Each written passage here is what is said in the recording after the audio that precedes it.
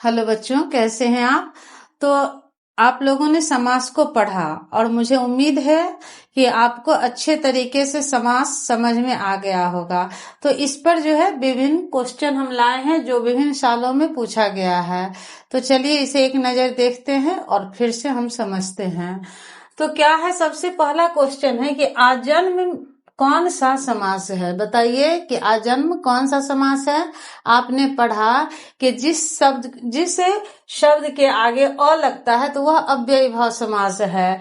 तो आजन्म में कौन समास हो जाएगा? अव्ययी भाव समास। लेकिन आपको यह ध्यान में रखना है कि अ से सिर्फ दो ही शब्द बनेगा, आजन्म और आमरण।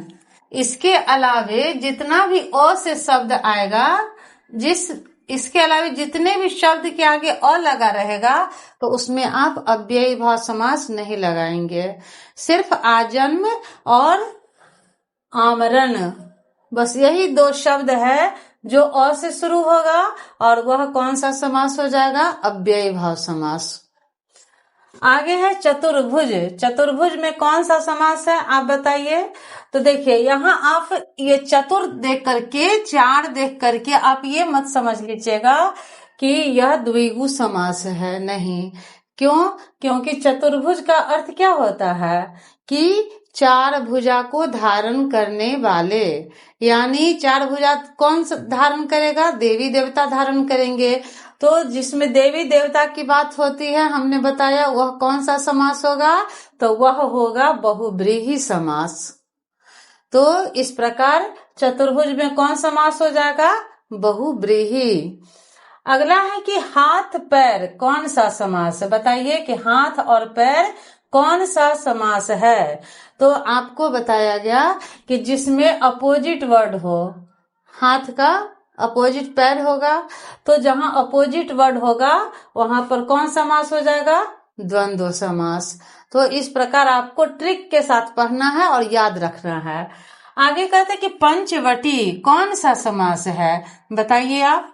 पंचवटी किसे कहते हैं? जहां पांच बटों का मिलन हो, समूह हो। तो पंच पांच यहाँ संख्या को दर्शा रहा है, तो बताइए संख्यावाची कौन सा होता है? तो वह होगा द्विगु समास, जिसके आगे संख्या लगी हो। अगला है कि लंबोदर। लंबोदर कौन सा समास है? तो लंबोदर किसे कहते हैं? जिसका उदर लंबा हो। तो लंबोदर में कौन सा समास हो जाएगा? बहुब्रीहि समास। क्यों होगा? क्योंकि यह देवी देवताओं का द्योतक है, देवी देवता को बताया जा रहा है। लंबोदर कौन है?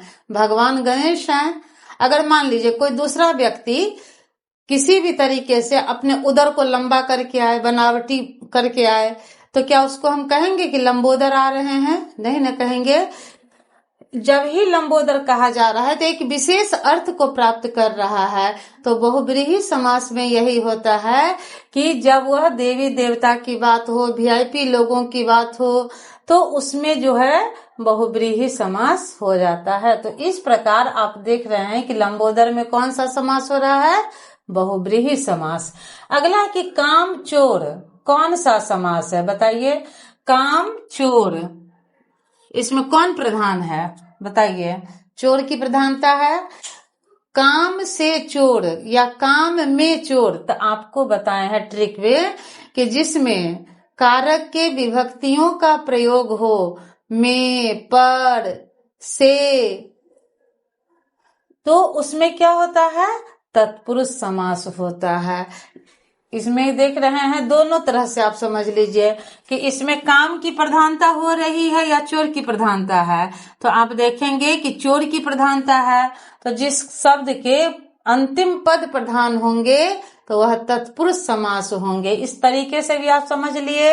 और दूसरे तरीके से आप यह समझिए कि काम को जो चुरा रहा है, काम में जो चोर है, काम में या काम से चोर, तो में या से यानी कारक की विभक्ति आ रही है, तो इस तरीके से भी यह कौन समास हो जाएगा? यह तत्पुरुष समास हो जाएगा।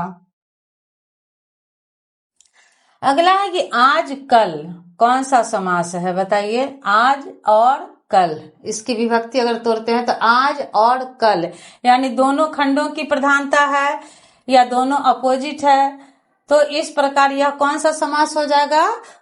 द्वंद्व समास। जो अपोजिट वर्ड हो तो वह कौन समास हो जाता है? द्वंद्व समास हो जाता है। अगला है हाथ पैर, कौन समास है बताइए? हाथ और पैर, यानी दोनों की प्रधानता है, तो इस नाते से यह कौन समास हो जाएगा? द्वंद्व समास। अब है कि यथा संभव कौन समास है?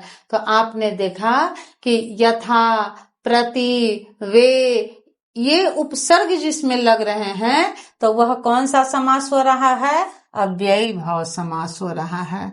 आपको मैं पहले बता चुकी हूँ। तो यथा संभव, तो इसमें क्या लगा है? यथा लगा है, तो यह कौन सा समास हो जाएगा? अव्ययी भाव समास हो जाएगा।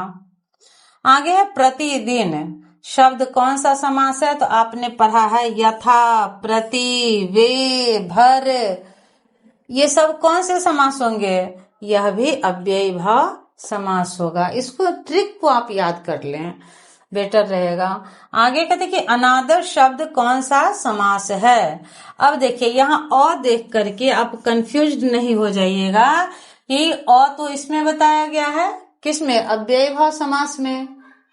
तो आप सबसे पहली बात कि यहाँ देखिए अव्ययी भाव समास दिया हुआ है, लेकिन आप देखकर इसमें कंफ्यूज नहीं होंगे, क्योंकि अ शब्द से सिर्फ दो ही शब्द बनेगा। कौन कौन? आजन्म और आमरण, इसको आपको याद रखना है।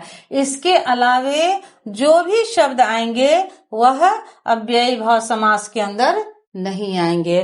तो यहाँ अनादर शब्द जो है वह किसके लिए आया है? तो वह नन समास के लिए आया है। यह काफी इम्पोर्टेंट है, इसे आप अच्छे से समझ लें और याद कर लें। आगे है त्रिलोक। त्रिलोक कौन सा समास है? बताइए, त्रिलोक किसे कहते हैं?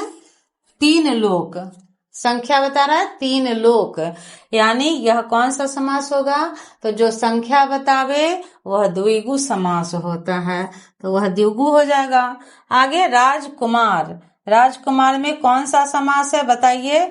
इसमें किसकी प्रधानता है? कुमार की प्रधानता है, उत्तर पद प्रधान है, तो इसमें कौन सा समास हो जाएगा? तत्पुरुष समास हो जाएगा। दाल रोटी, दाल रोटी का समास बताएं। तो दाल रोटी में देखिए दाल और रोटी, आप दोनों शब्द से समझिए, दाल और रोटी अपोजिट वर्ड भी है, या दाल की भी प्रधानता है, रोटी की भी प्रधानता है, दोनों पद की प्रधानता है, इस नाते से भी यह द्वंद्व समास हो गया। या अपोजिट वर्ड है, इससे भी यह द्वंद्व समास हो गया। तो दोनों चीज आपको याद रखना होगा। आगे कहते घन श्याम, कैसा? तो घन श्याम कौन सा समास है? तो आप देख रहे हैं कि जिसमें विशेष से विशेषण हो, तो यहाँ घन को श्याम से विशेषित किया गया है, विशेषता बताया गया है, तो घन श्याम में कौन सा समास हो जाएगा? कर्मधारय समास। आप देख लीजिए। आगे कहते अव्ययी भाव। अब यहाँ तक तो आपका ऑब्जेक्टिव क्वेश्चन हम बता दिए। अब मैं चाह रही थी कि एक बार आप फिर से समास को समझ लें। शॉर्टकट छोटा सा एक परिभाषा देकर मैं फिर से आपको रिवीजन करवा दे रही हूँ कि अव्ययी भाव समास किसे कहेंगे? तो जिस शब्द के पहले क्या लगेगा? बे लगेगा, यथा लगेगा, प्रति, भर, या लगेगा, या आ लगेगा, आ शब्द आए तो वह कौन सा समास हो जाएगा? अव्ययी भाव समास।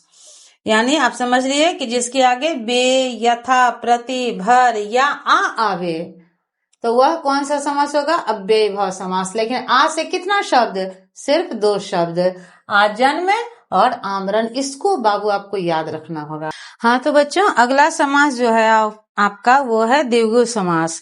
कि द्विगु समास किसे कहेंगे? कि जिसका पहला पद संख्यावाची हो। आपको क्या ध्यान रखना है कि इसका पहला पद जो है वो संख्या को दर्शाएगा और दूसरा पद प्रधान हो। पहला पद संख्यावाची हो और दूसरा पद प्रधान हो। द्विगु में अब दूसरा ट्रिक क्या याद रखेंगे आप? पहला तो आप याद रखें कि जिसका पहला पद संख्यावाची हो और दूसरा पद प्रधान हो। और दूसरा ट्रिक इसका क्या याद रखेंगे कि द्विगु में संख्या की प्रधानता होती है, जैसे चवन्नी, अठन्नी, चौराहा इत्यादि।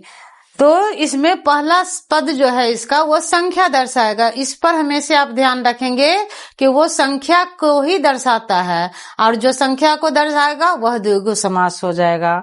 अगला है द्वंद्व समास। द्वंद्व समास जिसका दोनों पद प्रधान होता है, इसमें दोनों पदों की प्रधानता होती है। दूसरा ट्रिक इसका क्या याद रखेंगे कि जोड़ी का बोध होता है, जोड़ी का बोध होगा। और क्या होगा कि विलोम शब्द इसमें आते हैं, जैसे माता, पिता, रात, दिन, सुख, दुख, आना जाना इत्यादि। यानी दोनों पदों की जिसमें प्रधानता होगी वह कौन सा समास होगा? द्वंद्व समास होगा। अगला है तत्पुरुष समास। कि तत्पुरुष समास किसे कहेंगे? जिसमें दूसरे पद की प्रधानता हो। पहला पद गौण रहता है। एक चीज आपको ये ध्यान रखना होगा कि जिसका दूसरे पद की प्रधानता होती है, अंतिम पद की प्रधानता होती है। जैसे राजपुत्र, राजा का पुत्र, यानी कि यहाँ पर पुत्र की प्रधानता है।